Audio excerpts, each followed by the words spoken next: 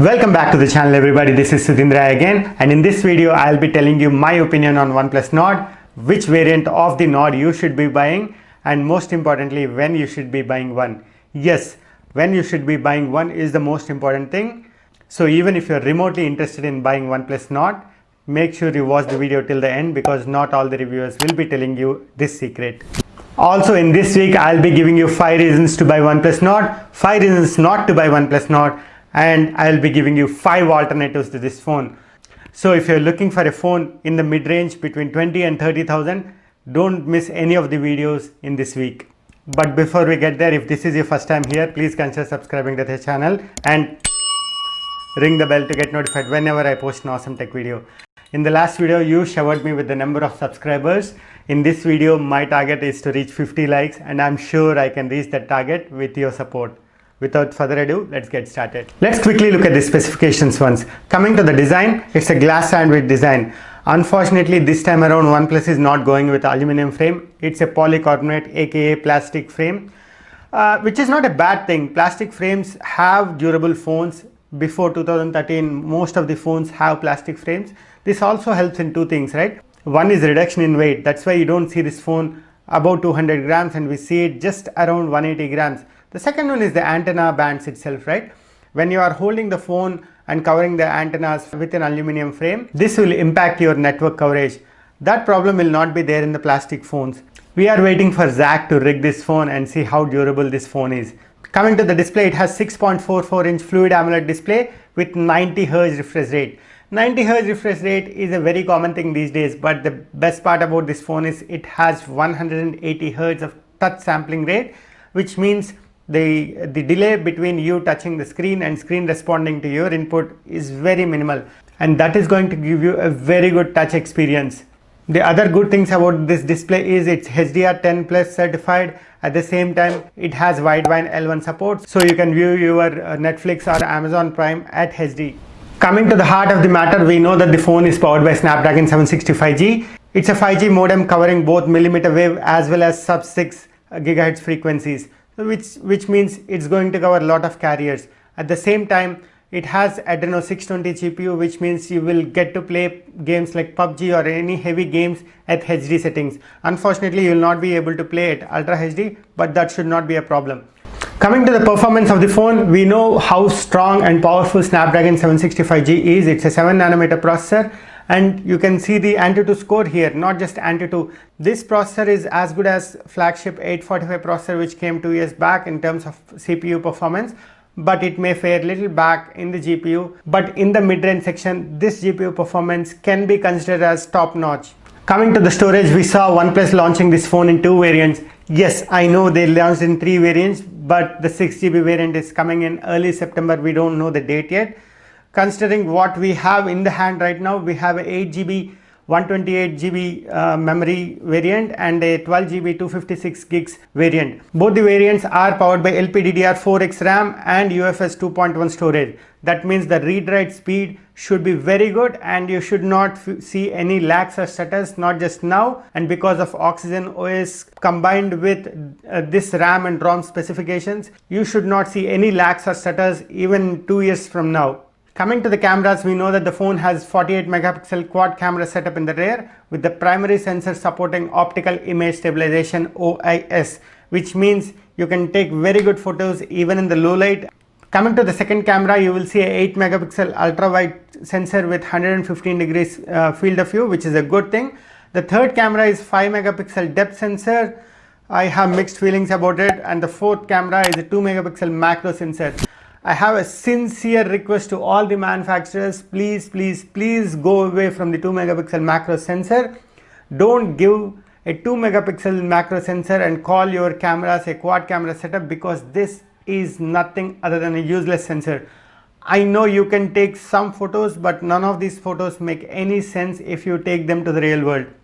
The cameras that are performing the selfie duty is the primary sensor, which is 32 megapixel Sony sensor again, and a 8 megapixel ultra wide sensor with a 105 degrees field of view. That means you can take good groupies. The rear cameras are directly borrowed from its elder brother OnePlus 8. We know that OnePlus cameras are not real good performers, especially OnePlus 8 has its own issues and problems. You can see Sanchit's video. I can leave a link in the description if you want. I wish OnePlus releases some update in near future to fix the issues. Coming to the audio section, this is the place where I am actually disappointed. We have a single downward firing speaker and there is no 3.5mm jack. Both of them are something very disappointing to me.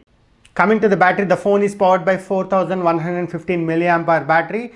That coupled with AMOLED screen, a lower powered Snapdragon 765G which is a 7nm, and then you have a smaller screen compared to other OnePlus phones. That means you should get at least 1 hour of medium to heavy usage in my calculation. That coupled with your 30T warp charge, which charges the phone 0 to 70% in 30 minutes. That means you don't have to worry anything about the battery or the charging department for this phone.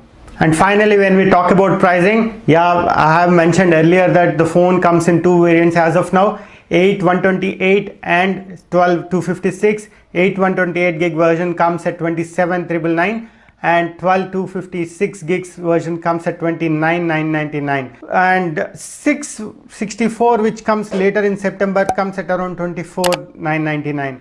I am actually impressed to see what OnePlus can offer in a mid-ranger, and I'm super excited to see such a powerful phone between 20 and 30,000. However, when it comes to pricing, I have some alternative thoughts. I will cover about that in a different video.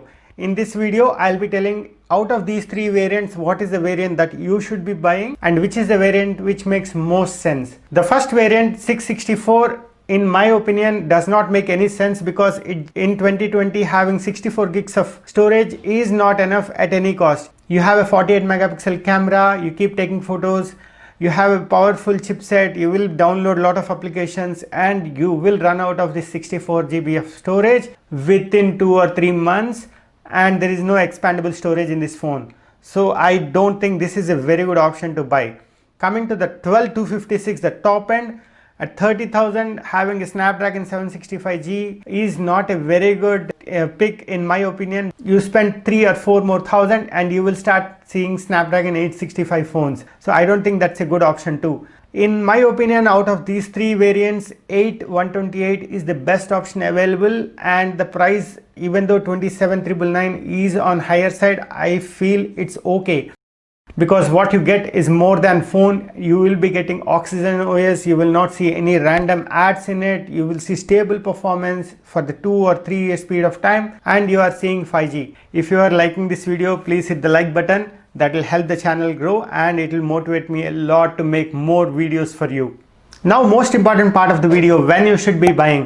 OnePlus Nord is available in POP stores, that's their brand stores, from 27th of July if I'm correct, and you will be able to buy one in Amazon from first week of August.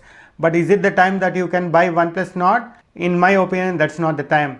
If you are seeing global reviews, OnePlus has embargo. Embargo is something that legally binds or limits all the reviewers from opening up or giving their complete review about their product. Generally, any company gives one level of embargo. That means before the release date, the reviewers should not give their full review or even their opinion. It's only once the phone is released, they are allowed to give their opinion about any phone or about any device. That's how embargo works. But OnePlus is playing a smart game here. They have two levels of embargo. One is giving their unboxing or first look videos when the phone is launched, and the reviewers can give their full opinion only after first sale. That means if the reviewers find any bugs or issues with the phone, they cannot help those who are planning to buy the phone in the first sale itself. So in my opinion, skip the first sale, see all the reviews, how the phone is doing in the real world scenario, and probably in the second or third sale, once you have all the reviews out, see the reviews and then buy. I'm sure OnePlus will fix even if there are some issues with their software updates. They are very good at that. However, I still want you to wait for 1 or 2 sales and then buy the phone. This information will not be given to you by other reviewers because they are under embargo and they are legally not allowed to share. Since I'm a new YouTuber, I don't have a review unit with me. I am free to say so. So I request every one of you to wait for 1 or 2 sales to go on, watch the reviews completely and take your call on whether to buy this phone or not. Well, that's all for this video, guys. This is a short video. Just wanted to tell you which variant you should be buying and when you should be buying. I've been planning to make this video from last 2 days, but I was not finding time. Hope this video is helpful. This is your friend Sudhindra signing off. See you in the next one.